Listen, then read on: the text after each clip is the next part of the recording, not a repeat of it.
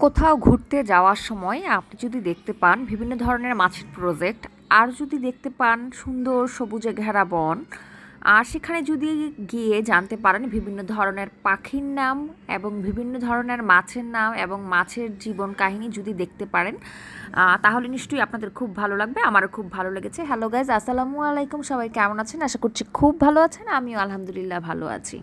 আজকে আমি চলে এসেছি চার দেশ শ্রীমঙ্গল উপজেলার বাইক্কাবিলে। আপনারা নিশ্চয়ই ইতিমধ্যে এই বাইক্কাবিলের নাম শুনেছেন। আসলে আমিও এই বাইক্কাবিলের নাম শুনেই বাইক্কাবিলে চলে এসেছি।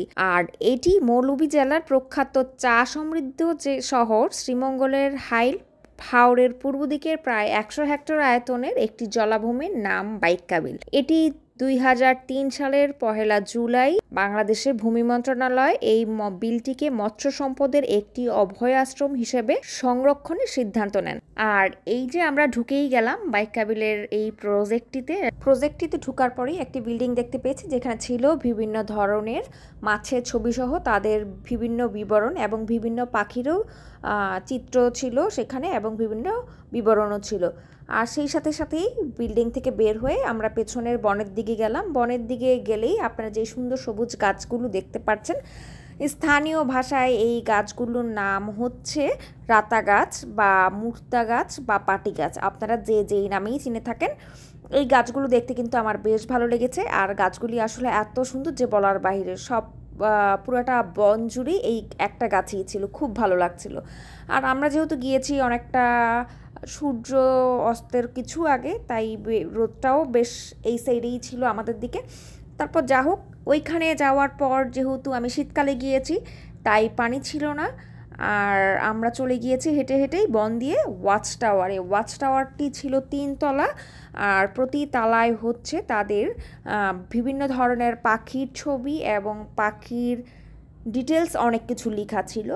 দোতলা থেকে আমরা 3 তলায় চলে গেলাম। 3 তলায় যাওয়ার পরেও দেখলাম একইভাবে বিভিন্ন ধরনের মাছের নাম, ছবি এবং মাছের বৃত্তান্ত অনেক কিছু লেখা ছিল। আর এখানে আসলে আপনারা যেই ধরনের মাছগুলো দেখতে পাবেন তার মধ্যে হচ্ছে আইড়, কই, মেনি, ফলি, পাবদা সহ আরও অনেক প্রজাতির মাছ এখানে বংশবৃদ্ধি করে পুরো হাওরে ছড়িয়ে পড়েছে। এই বিলটি যে শুধু মাছের জন্য নয়, আপনারা তার ইতিমধ্যেই জেনে গিয়েছেন। আসলে এখানে বেশ প্রচুর পরিমাণ পাখিও রয়েছে। তবে পাখিদের মধ্যে যে ধরনের পাখিগুলো এখানে বেশি দেখা যায় তা হলো পানকড়ি, কানিবক, ধলাবক, গোবক, ধুপনিবক, রাঙ্গাবক, দলপিপি, নেউপিপি, কালো মাথা, কাস্তেচড়া, শঙ্খচিল, পলাশি, কুড়াইগল ইত্যাদি। আসলে এই ধরনের পাখিগুলো এখানে খুব বেশি দেখা যায়।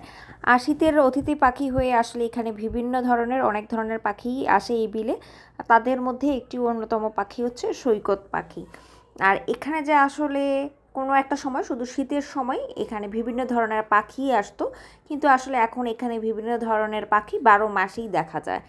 আর আগে শুধু শীতকালেই হচ্ছে অতিথি পাখি বেশি আসতো, কিন্তু বিগত কয়েক বছর ধরে এই বাইক্কাবিল আসলে স্থায়ী অভয়াশ্রমে পরিণত হয়েছে পাখিদের জন্য। আসলে এটা শুনেও আর কিংবা জেনেও আপনাদেরও খুব ভালো লাগছে। আর আমরা আসলে এত সুন্দরভাবে দেখতে পেরেছি, আমার খুব ভালো লেগেছে। সূর্যটা একদম অস্ত যাবে যাবে একটা অবস্থা, যদিও বিলে আসলে একদম পানি ছিল না, শুকনো ছিল, তাই আসলে আমরা নৌকো নিয়ে ঘুরতে পারিনি। ওয়াচ টাওয়ার থেকেই যতটুকু দেখা যায় আসলে ততটুকুই দেখেছি। আর এইখানে প্রচুর পরিমাণে বিলের মধ্যে শাপলা আর পদ্ম ফুল ফোটে। 2011 খ্রিস্টাব্দের এক গবেষণায় বাইক্কাবিলে 203 প্রকার পাখি শনাক্ত করা হয়েছে, যার মধ্যে পরিযায়ী পাখি ছিল 153টি আর স্থায়ী বসবাসকারী পাখি ছিল 50টি। আর যখন হচ্ছে এই বাইক্কাবিলকে সংরক্ষিত এলাকা হিসেবে ঘোষণা করা হয়েছে, তখন দেখা গেল যে আগের বছরগুলোর তুলনায় পাখির সংখ্যা আরও বেড়ে গিয়েছে।